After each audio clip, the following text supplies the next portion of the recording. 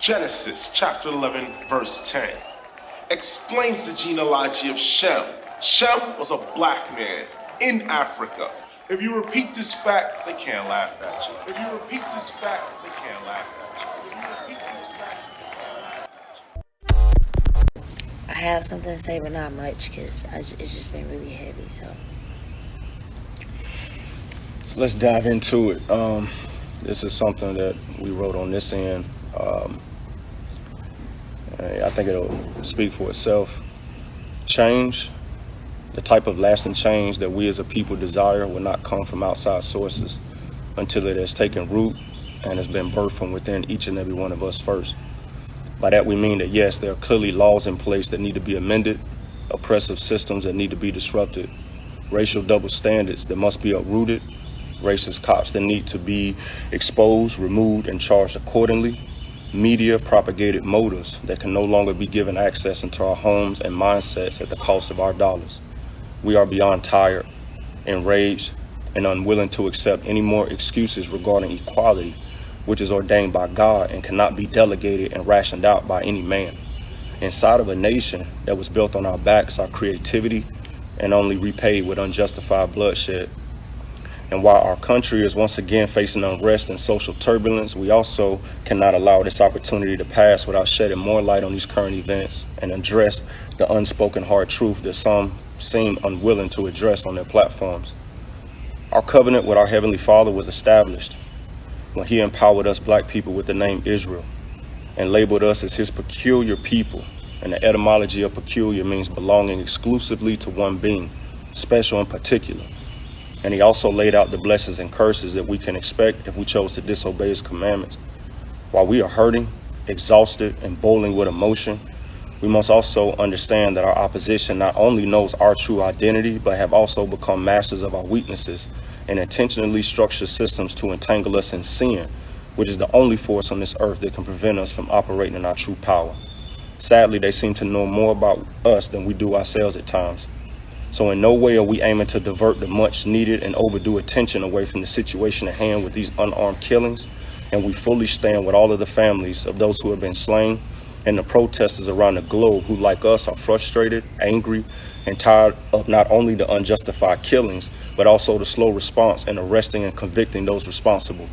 What is violently taking place with every one of these senseless killings of our brothers and sisters is madness and completely evil.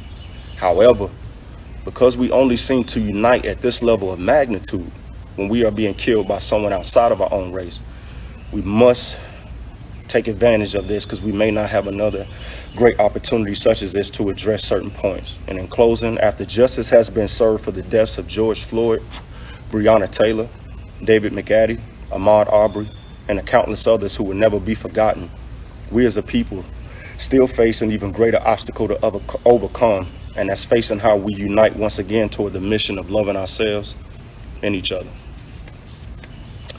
So, I know she touched on it at the top of it. I know you're heavy. But how do you feel when you look out, when you see the posts, you listen to the news, talk to friends and family, being a woman, being a mother, having lost a nephew? How does this hit you?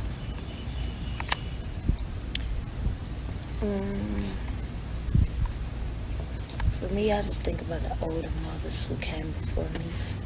We had lost a lot of our older mothers. My grandmother's gone. Like, we used to sit and talk to the older mothers, and they shipping up out of here. Because it's like a foreign country to them. Even though most of our older mothers seen a lot of stuff growing up, they fought to create so much change for their children and their children's children and their children and their children. To see this stuff, like, racism has been around. It just hasn't been on the forefront like it is now. Like, we've had so many people to lose their lives by a police officer. I can't remember the man that was just a security guard in the neighborhood, and the young man lost his life because he was wearing a hoodie. Trayvon. Yeah. To see it be so in our face right now, the older people are just shipping up out of here because they can't take it. They don't understand it. I said, well, we don't have them anymore. As a young generation, we just ready to what we be like, what's good? What's good? Like, we tired, we angry, we ain't never seen this. Like the older generation, like my grandma and them, they seen it before. They they had dealt with some of that type of stuff, but we ain't never dealt with that before. So to see it how it happened on the video, and it was just like literally a man crying out.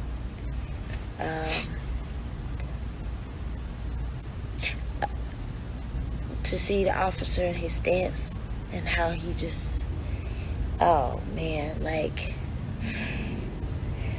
the world is angry. So with that being said, again, as a woman and as a mother, it ain't no difference from like we sit our sons down. My son is only 8. He's not old enough, but I have nephews whom are out there trying to find their way, whom I can't even get on the phone right now because if I could, they so full of, they angry.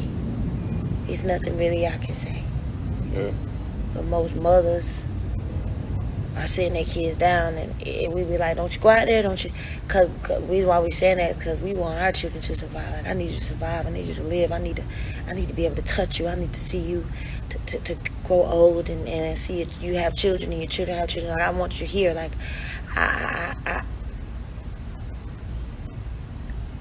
my heart just goes out to his mother. Every mother that has lost a child, Brianna's mother.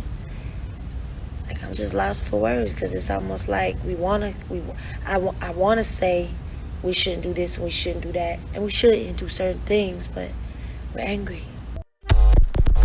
Genesis chapter 11 verse 10 explains the genealogy of Shem. Shem was a black man in Africa. If you repeat this fact, they can't laugh at you. If you repeat this fact, they can't laugh at you.